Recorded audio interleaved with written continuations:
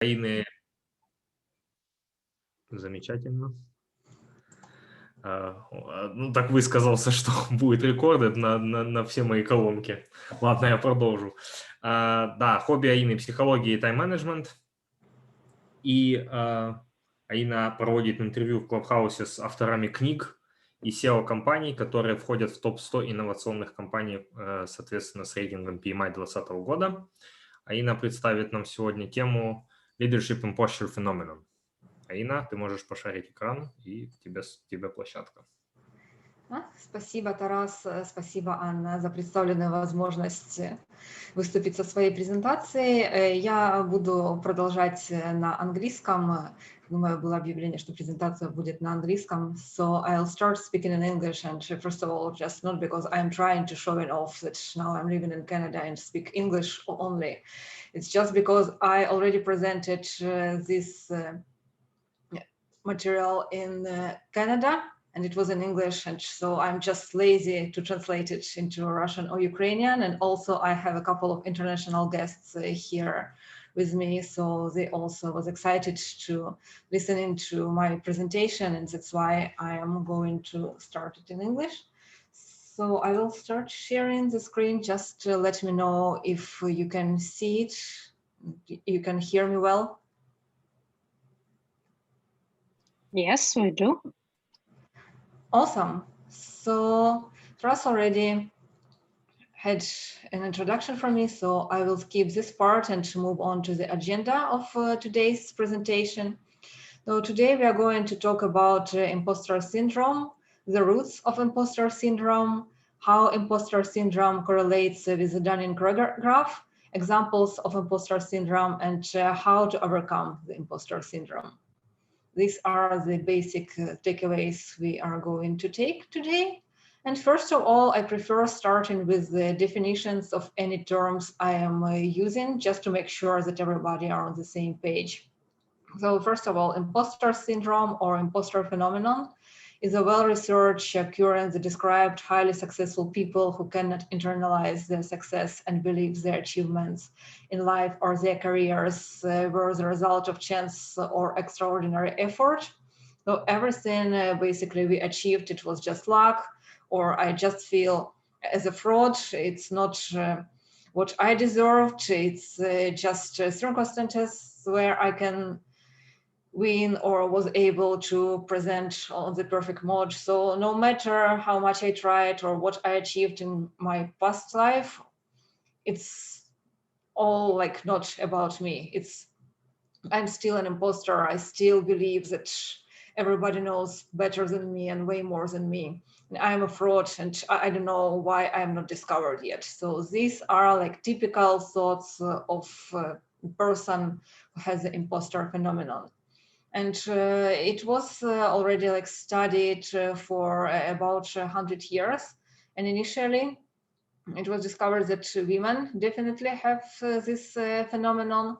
But then going like further in the research, it was realized that men also might suffer from imposter phenomenon. So that's why this presentation might be valuable for both sexes, men and women. And also, since I'm presenting for the chapter of project managers, and most of us are leaders here, so I'm going to speak about imposter syndrome based from like the leadership perspective, and that's why I brought what leadership means just for this specific case. That's how I see it. You might disagree with me, it's like completely fine, and I would be happy to see your definition in the comments.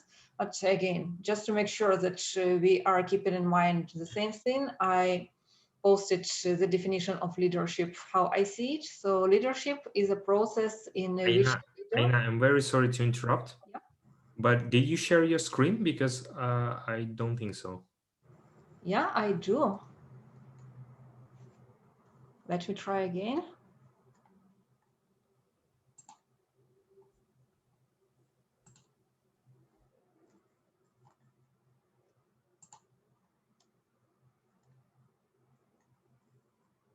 Okay, do you see it now? Yes. Yes, Yeah. I do. Thank you. Thank you very much for letting me know. And I don't know, maybe there is something with my laptop. It's already third time today when I'm sharing the screen, but people don't see it from the first time. So thank you again for letting me know. Now I'm going to the present mode. So do you still see it? Yep. Awesome, thank you. So moving back to my presentation, what leadership means. So leadership as a term is a process in which a leader inspires a group of people to work together to achieve a common goal or purpose. So these two definitions we are going to use through my presentation.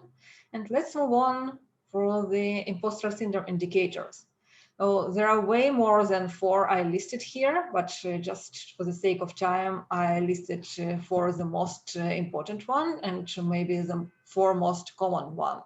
So the first one, I often succeeded in a test or task, even though I was afraid that I would not do well before I understood the task.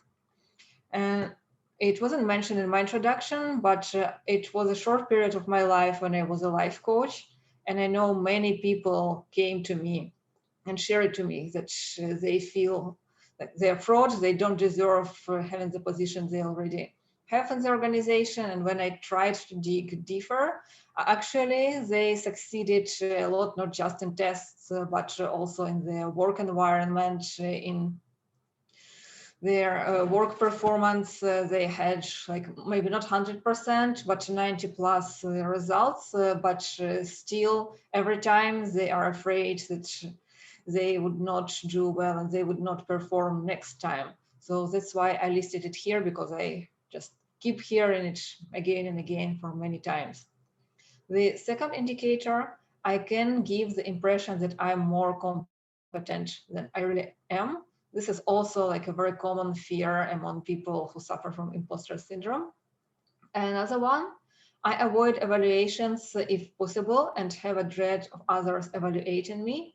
And the last one, when people praise me for something I've accomplished, I'm afraid I won't be able to live up to their expectations of me in the future. And I will share a personal example. So I never had first 3. Actually, it was very common for me to fail or something before I understood the task, or if I perform the test, most of the time I fail the test. So I never had a problem of being afraid that I wouldn't not do well and then actually succeed. It's kind of like a common risk for me, so I just needed to deal with that. Can give impression that I am more competent than I really am. Again, in my case, it's the opposite. Sometimes I am more competent, but since I am like outgoing and easygoing person and prefer using like simple terms rather than smart terminology, and I'm living abroad, so we have a multicultural environment here, and I know some cultures, they value more like education if you put your like MBA or other like degree first, and being like more official and authorial and hierarchical if you have this degree or if you have a position at work higher than the others. And I'm quite young still, to be honest, especially here in Canada, and I come like never wear like suit, just like wear a t-shirt or something this way. So normally I give impression that I'm less competent than I am and people are surprised. So it kind of works for me, and I prefer living this way, just yeah, because it's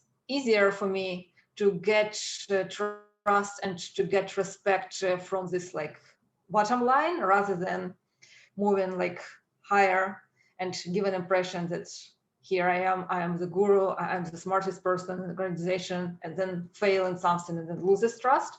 So I never had problems with the second one. The third one, I had this problem when I was at school and university back in Ukraine. I avoided evaluation and feedback because it could just simply hurt my ego, and I didn't want my ego to be hurt. I wanted to protect it, so I didn't want to hear like anything what could upset me. So kind of understand the third point, why people avoid it and don't want the others to evaluate. But the fourth one, this is probably my personal thing I need to work on. When people praise me for something I've accomplished, I'm afraid I won't be able to live up to the expectations of me in the future. And actually, this is like really terrifies me, and I feel super unconfident and uncomfortable when there is a work meeting and somebody praises me in front of the others.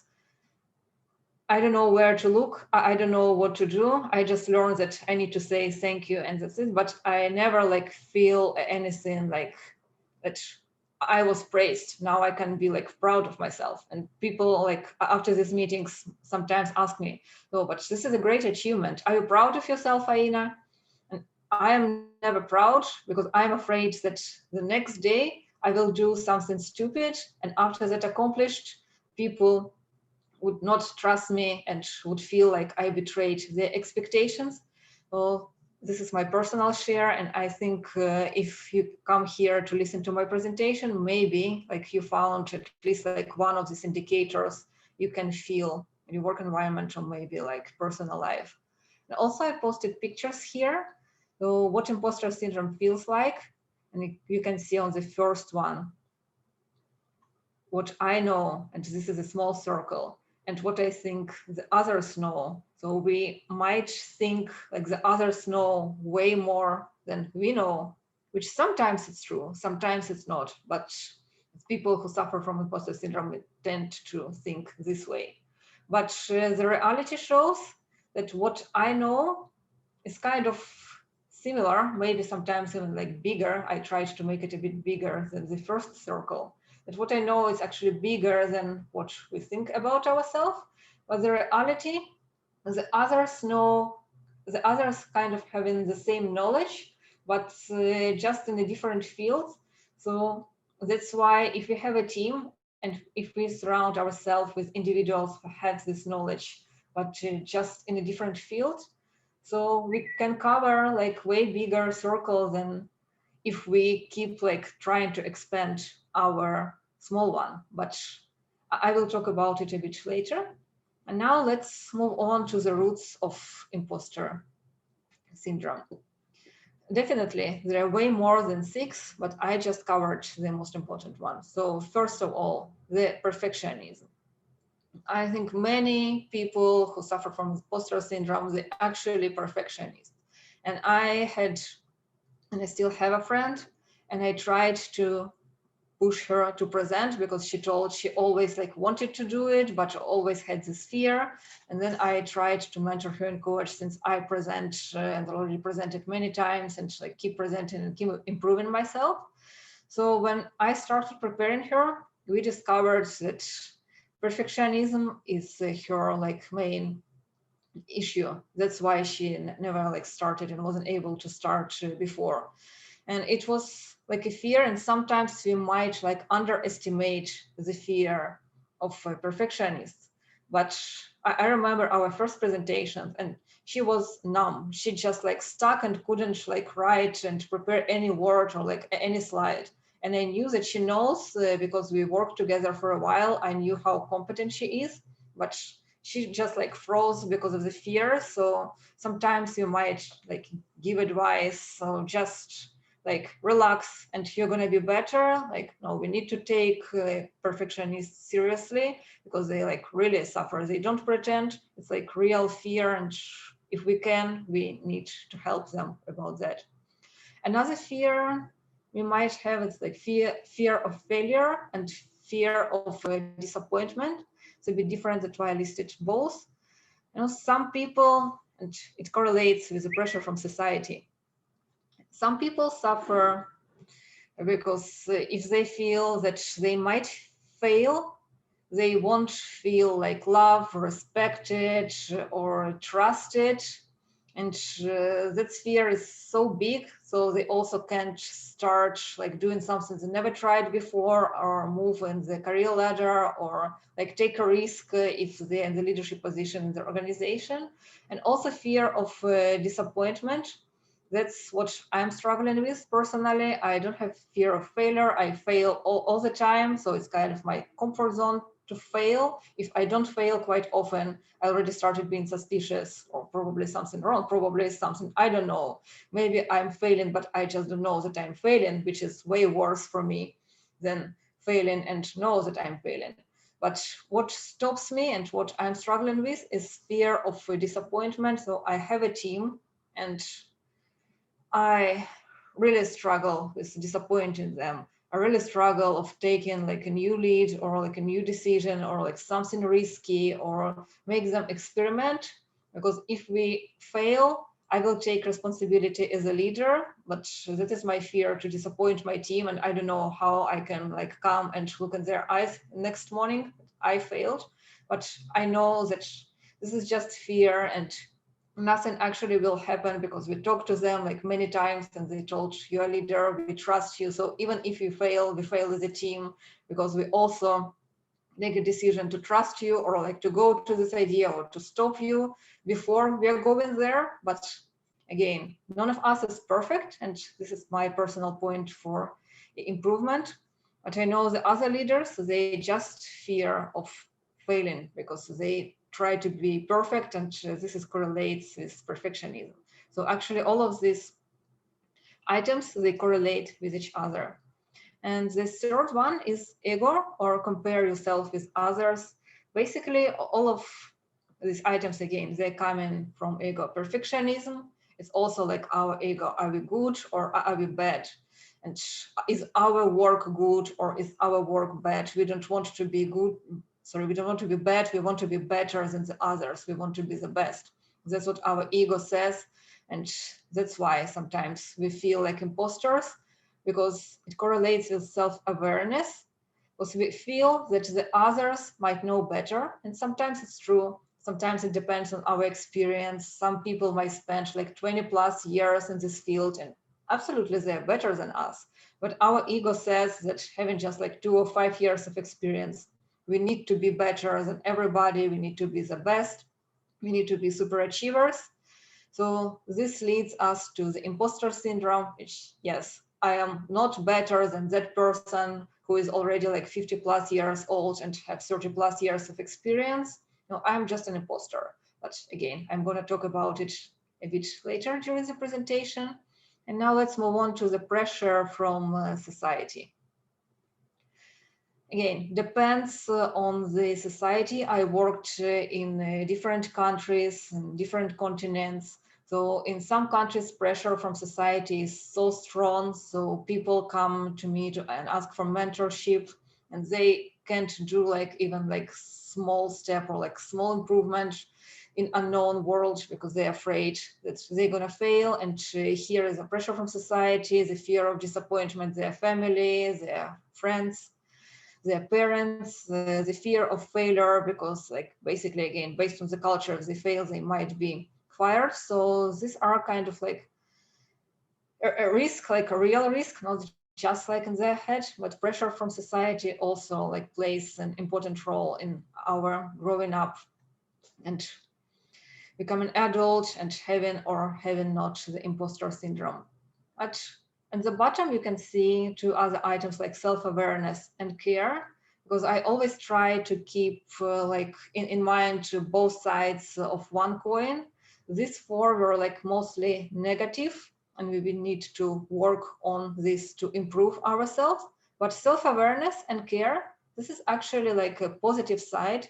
So especially care. Sometimes if we feel like we are imposters, if we feel that we can't do something or we don't know something, which is fine, it just shows that we care about the others, we care about the project, we care about the organizations, we care maybe about something else, but we care, and this is good. So sometimes imposter syndrome might lead also to the good side of it, and it depends what we need to work on. And like if we care, we can take it as an advantage and keep pursuing and just keep being cared. Just keep in mind a couple of other things, how we can pursue this careness for the future rather than making it stop us.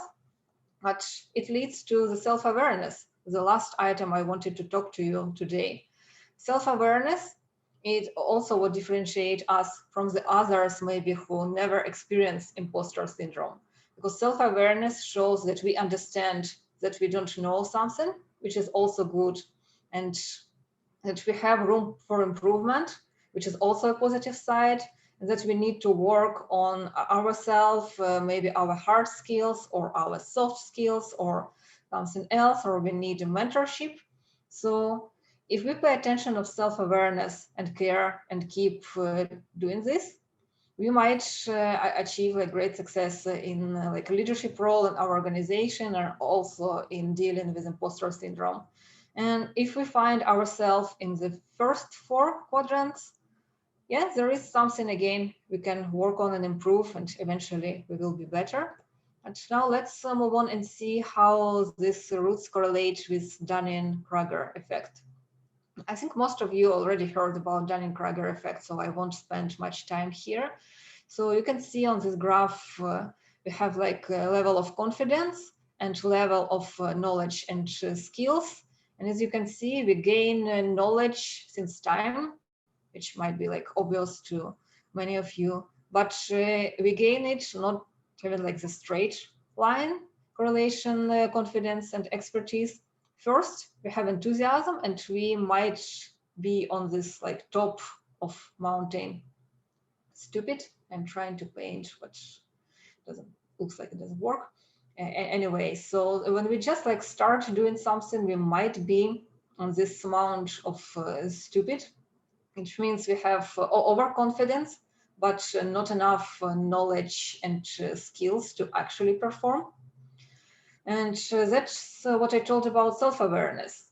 Sometimes people even like don't know that they're still on the amount of stupid. They think that they're somewhere like here, very further on the expertise line. So if we like draw a line here, we can see that the top of a mountain stupid and the slope of entitlement and expertise, eventually they meet each other, but it takes time. Sometimes it takes like a very long time to have this confidence back based on our expertise. But again, coming back to our society, it's kind of praised by society to show confidence, even if we don't have enough knowledge, and to be like more assertive in pursuing the career, in starting like a new job, or like being promoted. It happened to me many times when I was like shy and didn't talk much and wasn't like as assertive as another candidates, and people who had like less experience, and so I knew some of them, I studied with some of them, or I used to work with some of them before, and they got promoted or they got a job and I didn't have it. And then I talked to the recruiters and they told they were just like more impressive, more enthusiastic and more confident. They showed that they like know everything, they have much expertise. And even though in their like resume was written that they have 2 years of experience, and I also had 2 years of experience, and they showed this confidence that they have this expertise. And if I am an HR or a recruiter or somebody who would hire, I would like look at this like just 2 years of experience and have this like overconfidence and over expertise, I would think that maybe something is wrong. Maybe this person is just on the top of Mount of Stupid. But for the others, they probably don't think about it because we are irrational creatures as humans. It's also like everybody knows it. If person shows like more assertive way and kind of enthusiasm and trying to convince us that he or she is already an expert, we seem to believe this body language and voice and confidence in the facial expression, and having the other person who is like more realistic. More realistic means we know our room for improvement and we are like less enthusiastic maybe in somebody's eyes. So unfortunately, our society forces us sometimes to show this confidence, even though if we don't have so much expertise, and just showing this mountain of stupidity. And this is how it correlates. But eventually, sooner or later, we fall to the valley of despair when we fail. And when we fail, actually most of the time where we start like feeling imposter syndrome after we fail.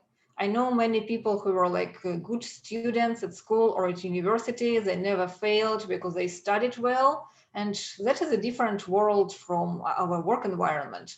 If we are at university, the criteria is you have a book, you have a test, you need to study well, you need to like memorize things, even if you don't understand, you can memorize and maybe it will help you to pass the test. So you pass the test, you're good, you're a performer. But then you come to work and you try to behave in such a safe environment like you used to at school or the university, but real life is different. You can't be prepared all the time. You can't find books for any case. And life is not like tests where you can choose the answer and sometimes you guess, but you did well. Or sometimes in life there is like even like no right answer. So no matter what you do, you fail. It depends on your failure. You can fail more, you can fail less, you can screw up a little bit, or you can screw up a complete project. But sooner or later, perfectionists fail, and there where the struggles are. We are on the valley of despair right now. And after we overcome it, we gain in wisdom, and going slowly on the slope of enlightenment, we gain in expertise. However, not many people are so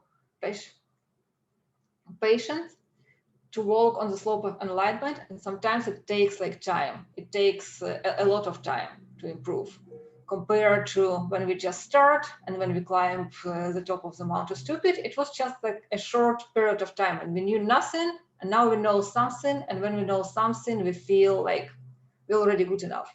But then we fall, and after we fell, where self-awareness come, we start understanding that there is a lot we need to learn. There is a lot we need to improve. And here we start feeling like imposters. But again, looking at this graph, we already learned here, we already were on the top of the mountain. Then we fall, and then we started like climbing. So we are not like actually imposters. It depends on the level. If we are just close to the valley of despair and somebody is already in the plateau of sustainability, yeah, absolutely. We have different level of knowledge, we have different level of expertise, we can different level of experience, or even like a gut feeling. But it doesn't mean that we are imposters if we are just like overcome valley of despair. And that's how it correlates. Most people feel the imposter syndromes between like valley of despair and until they reach plateau of sustainability. Plateau of sustainability, it's another topic.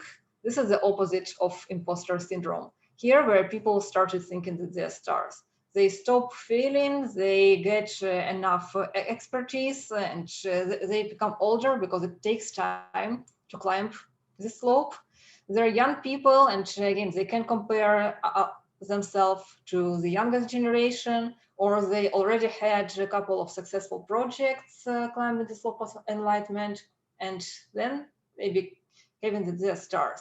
And as you know, maybe some of you worked with such people or watched movies, especially in the fashion world. There are like many people who become famous and started behaving like stars. You know, they're like super arrogant people. So if we can choose between like imposter syndrome or like being a star, definitely I would prefer to collaborate with people suffering from imposter syndrome, because at least they have some self-awareness compared to the stars on plateau of sustainability who think we know everything and we are above the average, which might be true, but the arrogance doesn't make them a good co-workers or good leaders. So this is how it correlates.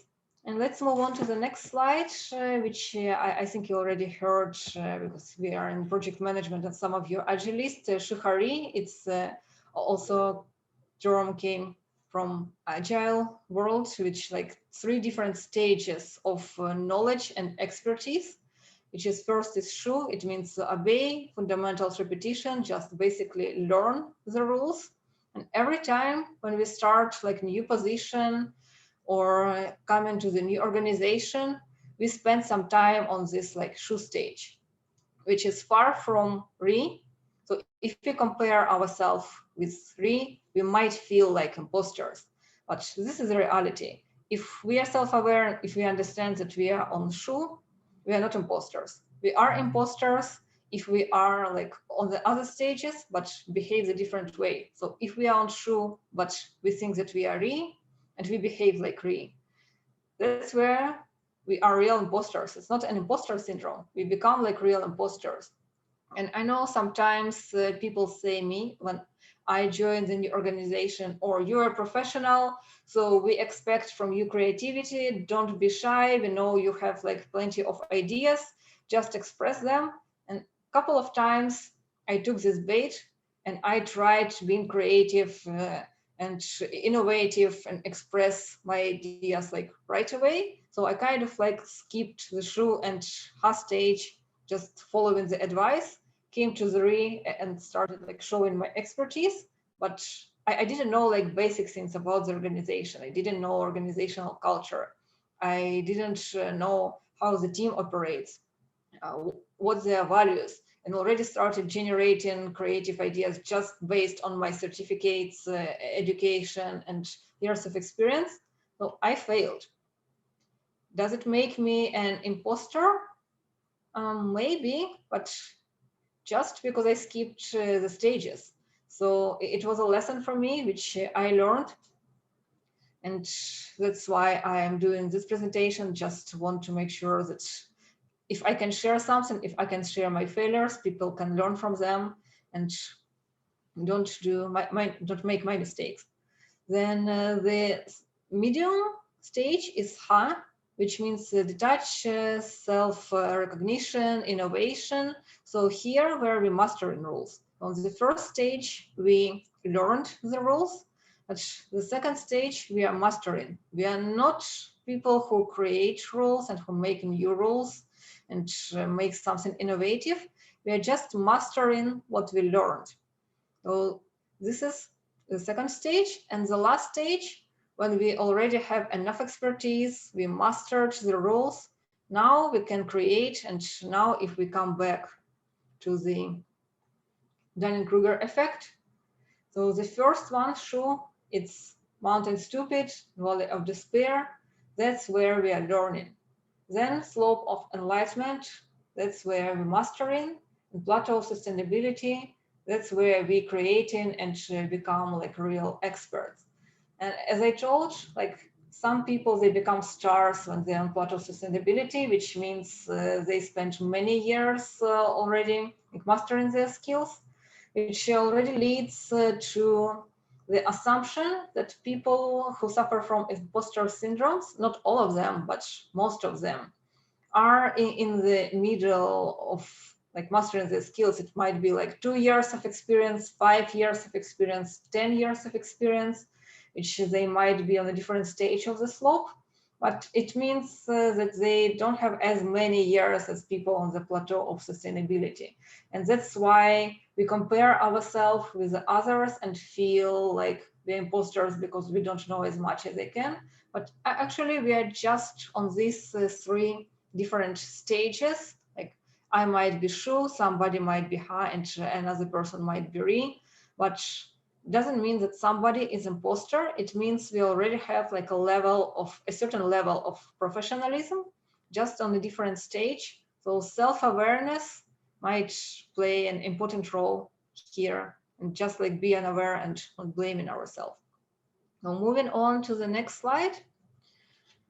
All possible knowledge. I think many of you are already familiar with this picture as well. Actually, like if we look at the pie chart, what you know, it's just a small piece of this pie, which is okay. What you know, you don't know, which is like bigger piece, and the biggest piece, what you don't know, that you don't know. And if you remember, I already showed you a similar diagram before, what I know and what the others know. Oh, this is actually like a solution, how we can overcome what we don't know, like how we can feel more confident. It's not when we are like taking all decisions to ourselves as leaders and pretending being confident the way the society forces us to behave, that we know everything. If we are aware what we know and just surround ourselves with people who knows something else, that's how we can cover like a bigger area of expertise altogether. And if you can see, there is like way bigger circle what nobody knows. So if we just like accept that there is something nobody knows, or like keep maybe adding team members or consult with other people who like have circles somewhere here. And again, I'm trying to make circles, but it doesn't work. So let's leave it this way. So if we just keep surrounding ourselves with people who know something, who their circles are in another area from us, it doesn't mean we need to know everything. It means we collaborate and we share the knowledge, and we collect the knowledge from the others, and we combine it, and all together helping each other to overcome imposter syndrome and be like better leaders and better professionals. And again, as a leader, I'm emphasizing leadership here because we are project managers, we are leaders. As leaders, we don't have to know everything. We just need to master our leadership skills and trust our gut. So if you see on the side, when we create the rules and we already like build our instincts on our expertise. So sometimes we even might not know consciously like why we are making this decision, but we have just this gut feeling that this is the right way, or this is what is happening. And our gut feeling is true because we mastered this year's of expertise. We don't have a gut feeling on the shoe or has stage. We have it on the stage. You know, sometimes when you need to sign a contract, for example, and you just look at it, you can't find like anything logical, but you have this gut feeling that something is fishy about this contract. I won't like sign it. Or somebody offers you to work for a different contract or like different project, and you look at the description, you look at the project plan. Yes, this project looks very beneficial, and logically everything's fine. But again, you have this like gut feeling that something is wrong about the project, and then this time appeared that you are right. So this what we need to master as leaders, not like mastering anything. And I want to give you an example from our very famous TV show, What, When, and Why, Что, Где, Когда. If you remember, there is a team and there is a captain on the team, and most of the time captain is not the person who knows everything. It's the person who observes and who helps the team who has this knowledge in the different fields and the different expertise to generate the ideas, and who has a gut feeling to choose the right idea. So I would say most of the time the team wins just based on the gut feeling of the captain, who could identify the best idea and to point this person to share this idea and to answer this question among like many ideas. And I think many of you watched Что, Где, Когда, and you know Alexander Ruсь, one of the famous player in this game. So most of like his career in this game, he was a team player, but a couple of times he was a captain, and that was like horrible experience because he was good as a team player, he was good at generating ideas, he was good in thinking, he had knowledge of expertise, maybe his circle was bigger than the others, but then when he became a captain, no, it didn't work because he still behaved as a team player. He still kept generating ideas. He took responsibility to reply almost on each question, and he failed. And if you watched his games, you might hear him keep like generating ideas one after another. but he wasn't the person who answered all the time. The captain kept hearing him and kind of like listening to his gut feeling and say, no, this time Alexander Druis is wrong. I will go with another person. This time he is wrong. And I remember watching it with my mom, and she told like why he's so famous, why he's like always praised. He's the one who knows nothing. He's the one who provides the most wrong answers. And she was right, because she was the one who generated the most ideas. And when he generated, he kept like providing wrong and wrong and wrong answers. And the captain didn't go with it. But after this like failing, constant failings, he provided something brilliant. And there where captain's gut feeling worked, and he gave him the opportunity to reply. And so when he replied, like when it was like an official response, it was right. But when he kept brainstorming with the team, he kept providing like wrong answers. And what's more, when he kept providing wrong answers, somebody from his team took this wrong answer and built a correct answer on his wrong answer. So that's how it works. And there is no perfectionism. But when he was a captain, he kept thinking and generating ideas. He kept answering himself, and he didn't have a captain for himself to stop like answering from their own ideas. So he didn't have this gut feeling to listen to his team and to trust this team and to encourage the team to generate ideas.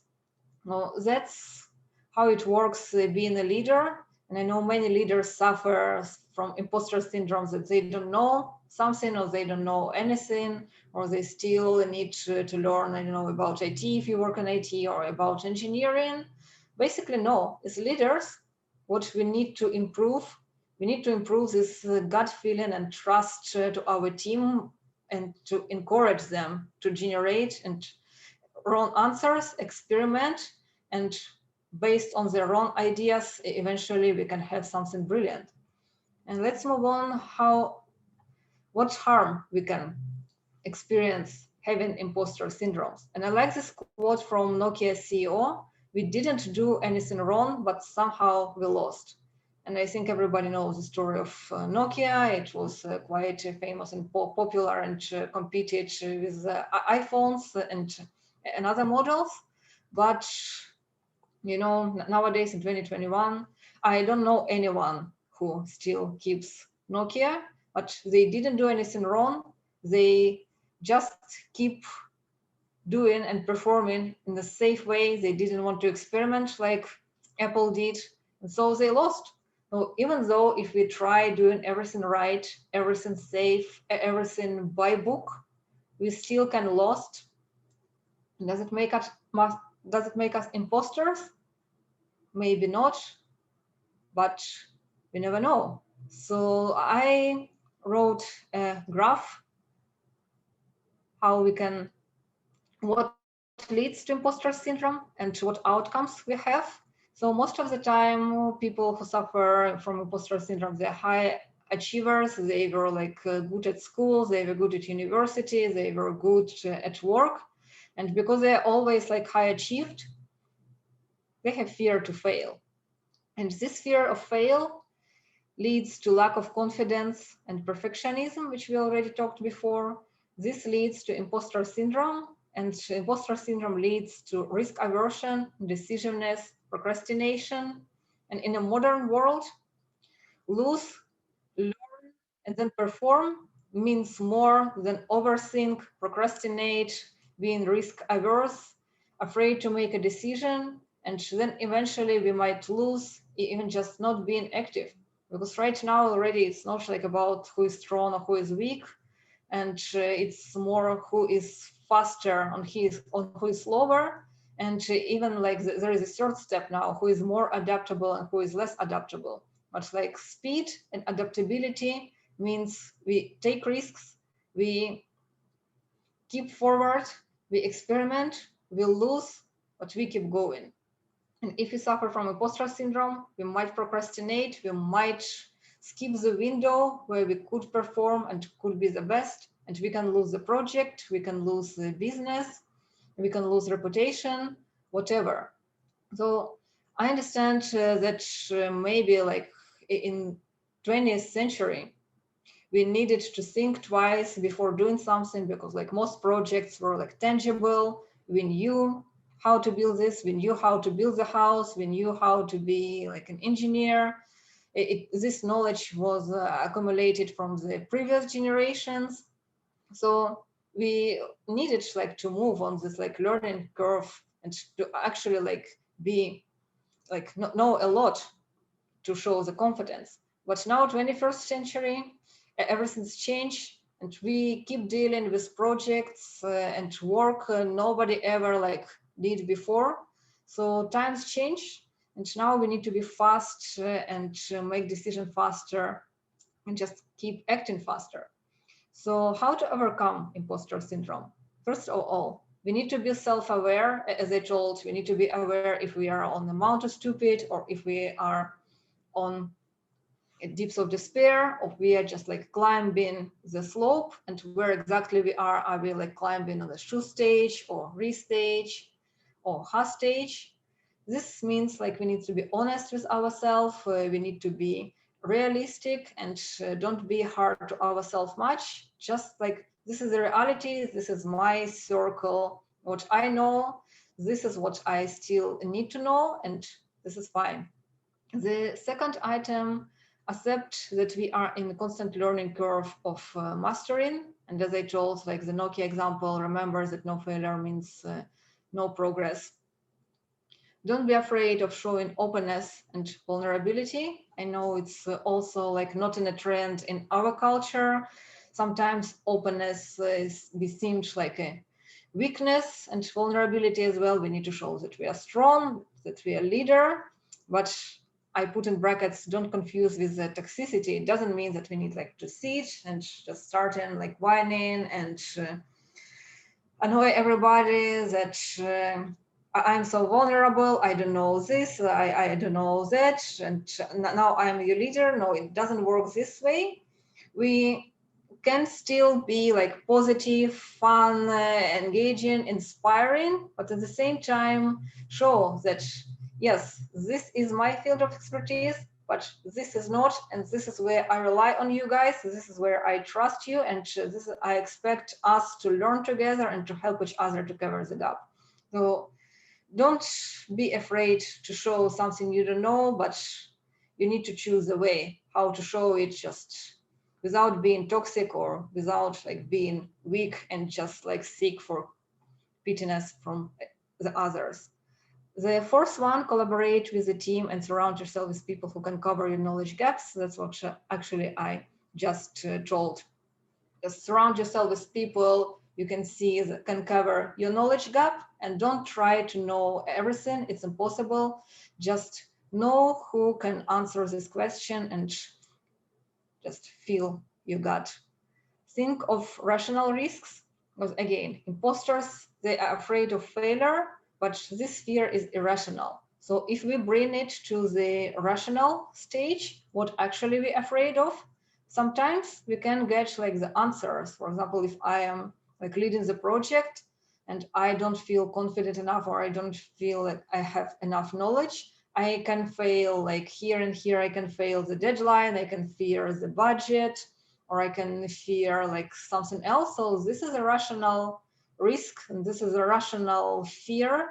So by identifying these fears, we can have like a contingency plan, how we can overcome it. But if it's like irrational risk, for example, I am preparing presentation and nobody like it, and people like keep dropping off while I'm speaking, yes, it's not pleasant.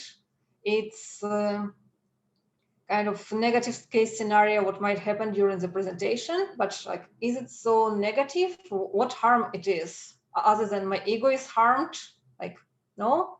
So this is fine, I can live with it. So yeah, maybe like for the future I can prepare better, or I can think another presentation. So this is again how I brought myself to the rational risks and to the contingency plan. After that, concentrate on knowledge you have, test, experiment, and fail small. Well, if we don't have like enough expertise, and we never have like enough expertise, so test the idea first, or like test if you don't need to react. Definitely, if you have to react, if like the emergency happens, you don't have to test and experiment, you just need to do something.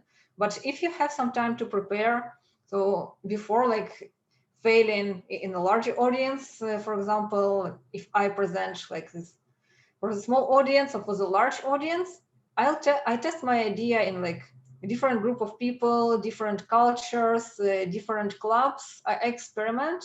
I might fail, but this failure is small compared that I go to like the TED Talks right away with this presentation and nobody liked it and it was recorded and it was posted on the TED website.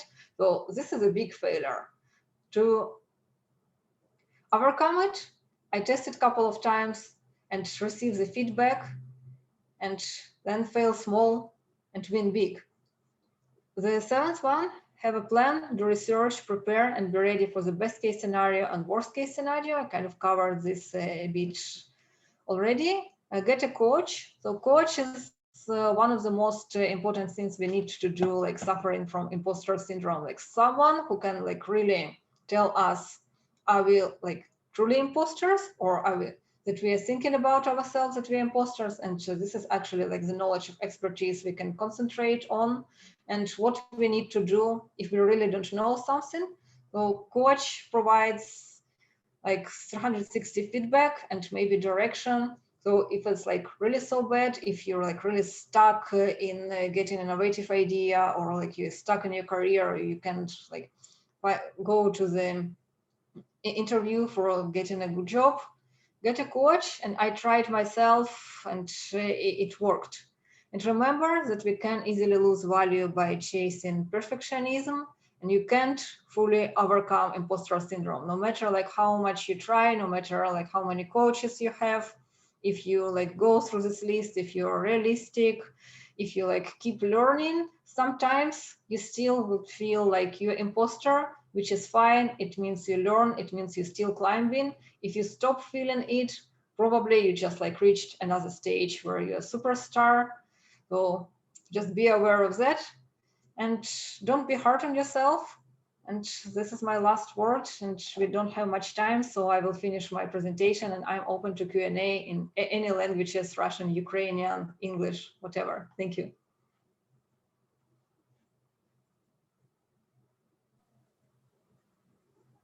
Thank you very much.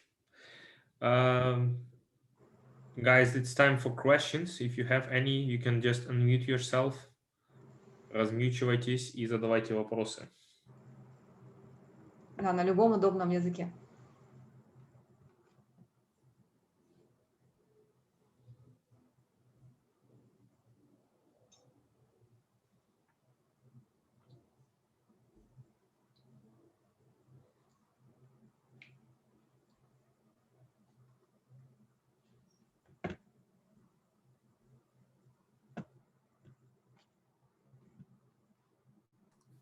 It looks like we don't have questions.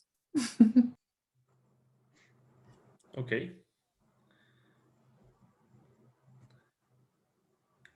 Замечательно. Четверг вечер. Okay. Коллеги, если нет вопросов, тогда я бы попросил, прежде чем мы закончим сегодняшнюю сессию, оставить, пожалуйста, свою обратную связь по ссылке, которую я сейчас выложил в общий чат. Это будет нам очень полезно для организации будущих вебинаров. Заранее спасибо. Если можно одно слово сказать тренеру, я хочу поблагодарить за эту поднятую тематику, потому что вопросы, о которых говорил спикер, достаточно серьезные, и действительно с многими из них сталкиваемся. И, насколько я понимаю, что спикер говорил, основываясь на своем опыте. Поэтому я действительно хочу поблагодарить за то, что вы подняли эту тему. Я, по крайней мере, с многими моментами в своей профессиональной деятельности сталкивалась. Тем более, что я начинала работать в области проектного менеджмента еще 20 лет назад, когда в основном женщин было очень мало в этой сфере, к тому же еще. И это было непросто. Спасибо. Спасибо большое, Светлана. Да, я в основном касалась своего опыта своих клиентов, но когда я готовлю слайды или презентацию, я не люблю, может, кто-то подумает, что открываю какие-то конфиденциальную информацию, поэтому я больше стараюсь собственный опыт, и, особенно если я говорю об ошибках.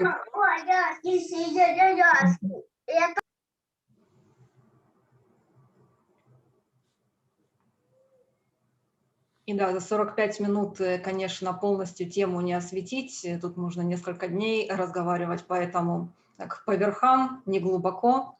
Опять же, смотря какая аудитория, кто-то, если больше уже глубоко в теме сам читал и сам делал ресерчи, то да, возможно, очень поверхностно. Кто-то, кто первый раз присутствует. Тут наоборот, если более углубляться в ресерч, терминологию, будет непонятно, поэтому я как-то старалась тоже под аудиторию, и которые первый раз, и которые чуть более глубоко. Очень буду ценить вашу обратную связь.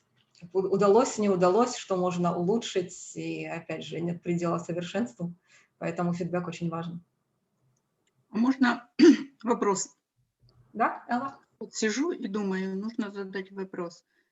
Вот мы с сыном обсуждали эту тему Impostor Syndrome. Он тоже разработчик, ну, в IT-сфере, да, разработчик, и он тоже отчасти страдает этим синдромом. И вот мы когда обсуждали эту тему, то в отношении одного человека, который вел себя агрессивно по отношению к подчиненным, скажем, возможно, более опытным, вот он сделал такое заключение, что на самом деле вот этот человек, который проявляет агрессию, он отчасти страдает вот этим синдромом, да, и у него такая реакция как бы самозащиты, как попытка доказать, что он все-таки заслуженно занимает это место, да, то есть импостер синдром – это когда человек считает, что он почему-то не на своем месте, и вот как реакция идет, что человек начинает агрессивно себя вести по отношению к людям, которые считают, что они, допустим, более опытные, более грамотные. Это так или это не импостер синдром? Да, это так. То есть импостер синдром – это когда ты занимаешь какую-то позицию и считаешь, что ты получил ее или недослуженно, или кто-то заслуживает больше, и ты боишься разоблачения. То есть в вашем случае, я не знаю ситуацию, но вполне вероятно, что так оно и есть. Если есть более опытные люди, и если у этого человека еще и эго, и он хочет чего-то добиться, и как бы идет как можно быстрее по карьерной лестнице, то да, у него, возможно, есть страх разоблачения, страх, что поймут, что он ничего не знает и он не заслуживает это место, и еще страх потери уважения. И поэтому он как бы пытается замаскировать, чтобы никто не понял, а часто люди это маскируют повышенной агрессией, даже сами не замечая, что это повышенная агрессия. То есть они настолько заняты маскировкой, что дальше во внешнее они не смотрят, и если показать со стороны, как они себя ведут, то у многих открываются глаза, и неужели я аж настолько агрессивен, и неужели я такой evil boss, и оказывается, да, так что может, там и другая причина, но из того, что я услышала, вполне вероятный вариант. А каковы, скажем, мягкие способы сосуществования с таким человеком?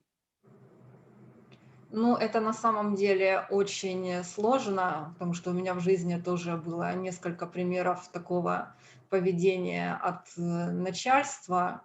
Ну, как бы показывать уважение – это прежде всего. И ни в коем случае не показывать ошибки при всех.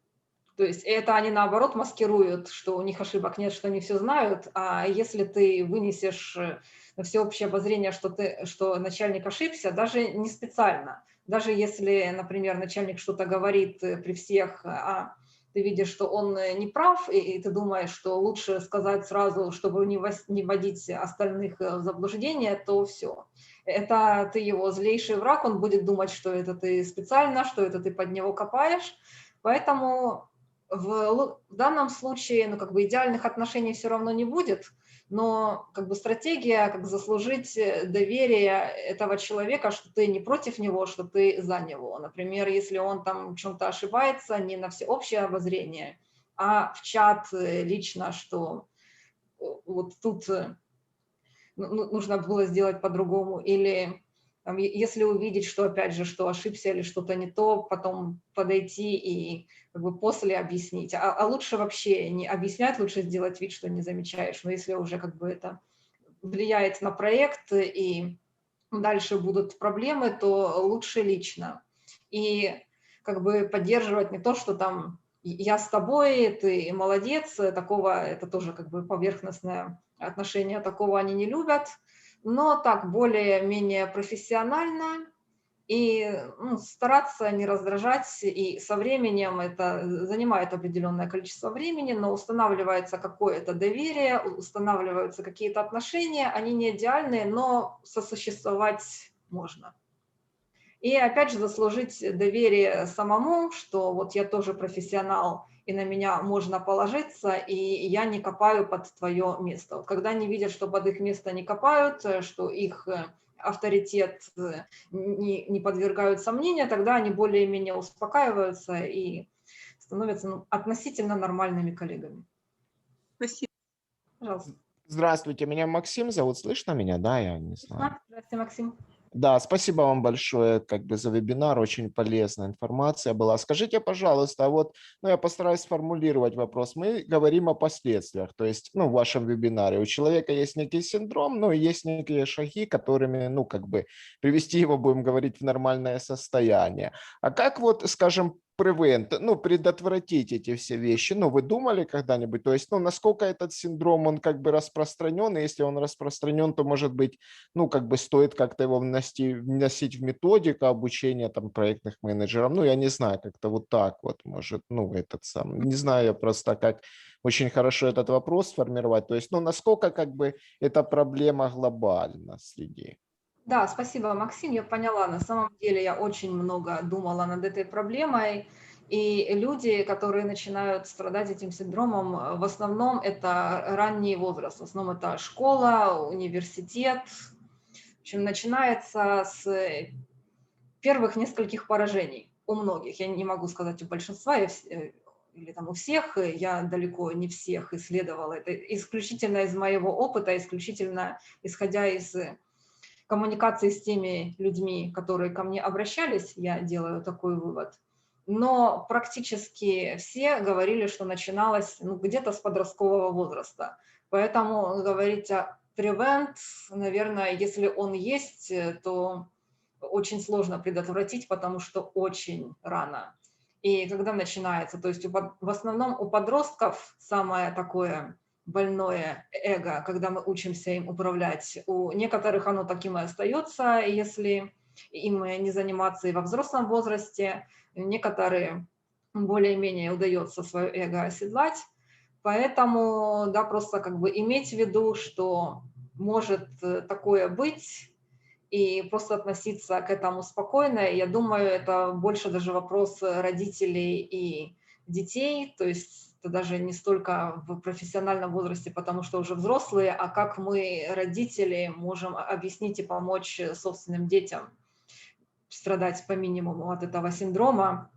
То есть, что я еще наблюдала среди своих коллег-психологов детских, вот как говорят, что любите детей, не нужно обращать внимание на ошибки, поощряйте наоборот ошибки. Да, это помогает в какой-то степени, но все равно. Вот ребенок, он существо социальное, и он приходит в школу или там на улицу и общается с другими детьми, и там он не смог выстроить почему-то коммуникацию, или с учителем не мог выстроить коммуникацию в школе, или с детьми, над ним посмеялись. Если дома это хорошо, дома никто не обращал внимания, или наоборот, там даже какие-нибудь фразы, например, как говорят родители, ребенок приходит в школу, над ним посмеялись, что он неправильно говорит, что он неправильно одет, что он неправильно еще что-то делает. Учительница сказала, что у тебя фамилия на я последняя буква в алфавите, а ты тут выскочка выскакиваешь. И все. Это первые кирпичики в Impostor Syndrome в взрослом состоянии. И тут нам, как родителям и учителям, помогать детям работать с эго. То есть это, в принципе, ничего такого не произошло. Родители по-прежнему любят, школу закончили, и уже никто не помнит, где эти одноклассники. Но эго так и осталось ущемленное, поэтому, я не знаю, родители, школа, больше делать акцент, может, не на математику с физикой, а на личностный рост и работу с эго. Это то, к чему я пришла в данный момент. Может, я, конечно, не права, это, опять же, мои личные размышления по данному вопросу. Я тут могу немного добавить в типичной стратегии лайф-коучей в Америке часто практикуется вживление идеи fake it till you make it. А это вообще фактически рекомендация становиться в состоянии импостер-синдрома, если у тебя его не было. Да, fake it till you make it, для меня это имеет немножко другое значение. Я меняла свою карьеру 5 раз. То есть я в Украине училась в ДПИ, у меня первое образование инженер-энергетик, станции, подстанции. Потом я стала преподавателем английского языка, потом я переезжала, в отельном бизнесе работала, потом Канада, в итоге я agile коуч, Scrum Master и life коучем до этого была. То есть это такие значительные прыжки из одной сферы в другую, а везде как бы нужен опыт. И где опыт взять, то есть приходилось сначала преувеличивать все, что только можно. И это уже, я бы сказала, это не импостер синдром, это уже я действительно как бы была импостером. Это совершенно другое состояние. Это не то, что я... Вот импостер синдром – это когда я знаю, но мне кажется, что я не знаю, и я боюсь, что меня разоблачат. А тут как бы действительно fake it till you make it, у меня этого еще нет, но я это пытаюсь показать и пытаюсь как бы это скрыть, чтобы меня не разоблачили, но это уже действительно как бы импостер, как говорят. У импостера нету импостер синдром, потому что он действительно импостер. А что еще я заметила из, опять же, своего опыта, вот сначала, пока ты импостер, это ты на вершине Mount of Stupid, и ты пытаешься, как бы, сделать так, чтобы никто этого не понял, что ты на самом деле мало что знаешь. А потом, когда ты развиваешься в собственной сфере, в данной сфере падаешь в wall of despair, в долину отчаяния, и немножко из нее выкарабкаешься, и потом начинается уже действительно импостер-синдром, когда ты уже действительно начинаешь знать, начинаешь понимать, там Аристотель или Платон говорил, вот этот круг я знаю, вот это то, что соприкосновение, с чего я не знаю, и чем больше круг того, чего я знаю, тем больше соприкосновение с тем, чем я не знаю. Вот тут уже начинается импостер-синдром после того, как ты прошел первую стадию fake it till you make it.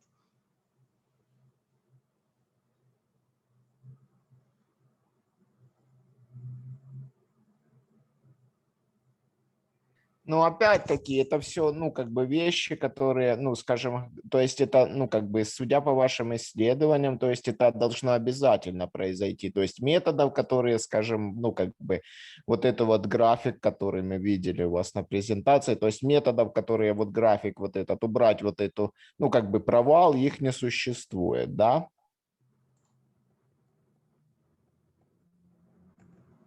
Как бы...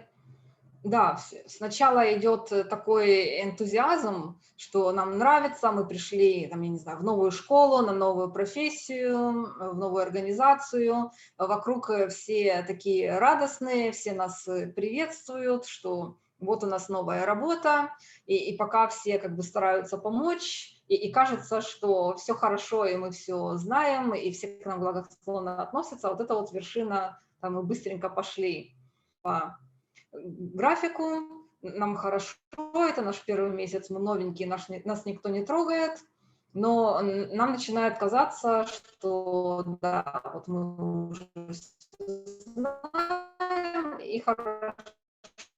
То есть этот график, он в зависимости от как бы падения все равно существует. нам все нравилось, потом в какой-то момент нас начинает все раздражать. И начальник нам становится не такой, и коллеги не такие, и все не такое. И вот это тоже может считаться как бы волей of despair. И потом, да, потом опять мы набираем уже по склону вверх к предыдущему энтузиазму, будет он или нет, тоже уже не факт в зависимости от организации. Но тут как бы это общий граф для всех.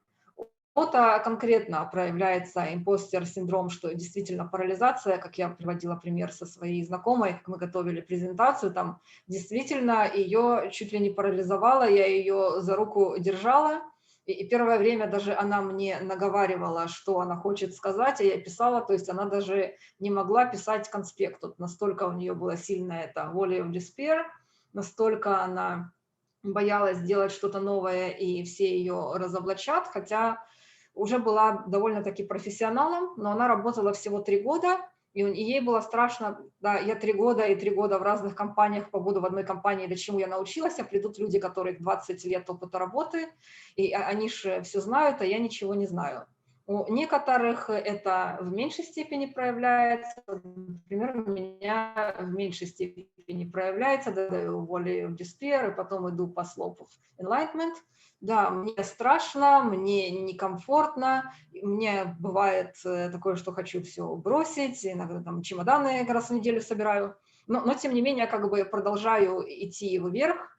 То есть у меня не настолько глубокое падение, потому что меня не парализует, мне просто некомфортно, и я двигаюсь через дискомфорт. Бывают такие люди, у которых, я думаю, что не испытывают дискомфорта. Я встречала пару таких человек, по крайней мере, они так говорили, что импостер синдрома у них нет, все нормально, но тем не менее, как бы volley of despair они тоже проходили. Но их было немного. Я думаю, на этом вопросе будем заканчивать. Большое спасибо, Аина, за интересный доклад. Спасибо всем участникам за вопросы и посильный вклад. Еще раз сейчас продублирую ссылочку обратной связи, формы обратной связи. Заполните, пожалуйста. На сегодня будем, я думаю, прощаться. Да, если у кого большое еще есть вопросы, вдруг возникнут или хотите еще пообщаться на данную тему, вот у меня внизу мой email, можете мне писать или в соцсети тоже. Если есть соцсети, можно меня там найти и тоже мне писать, я буду рада ответить. Отлично. Большое. Да, на этой мажорной ноте будем заканчивать. Всем большое спасибо. До новых встреч. Пока. Спасибо, что слушали мою презентацию. Спасибо, Тарас и Анна, что пригласили. Всем хорошего вечера. Пока. До Спасибо. встречи.